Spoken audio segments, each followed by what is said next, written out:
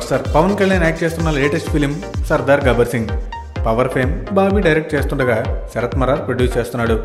2016 జనవరి 1న పవన్ తన ఫ్యాన్స్కి ఒక సర్ప్రైజ్ ఇవ్వబోతున్నాడు సర్దార్ టీజర్ రూపంలో. పవన్ బర్త్డే రోజు పవన్ జస్ట్ అలా గుర్రంతో నడిచొచ్చే షాట్ని టీజర్గా వదిలితే గంటల్లోనే లక్షల కొద్దీ వ్యూస్తో ఊపేసింది.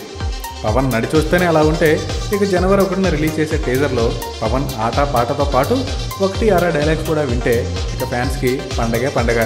ఈ టీజర్ కోసం డిఎస్పీ ఆల్రెడీ వర్క్ స్టార్ట్ చేస్తాడంట.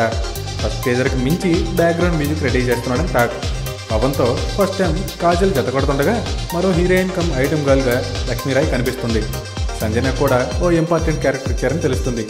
న్యూ ఇయర్ స్పెషల్గా ఫ్యాన్స్కి టీజర్ గిఫ్ట్ ఇస్తున్న పవన్ సర్దార్ గబ్బర్ సింగ్గా సమ్మర్లో రాబోతున్నాడు.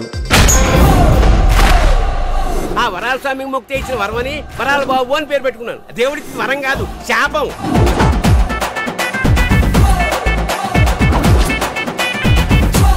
అయ్యో బాబోయ్, ఇదేంటి అందంగా ఉంది. ఏం కనపడుతుంది అక్కడ?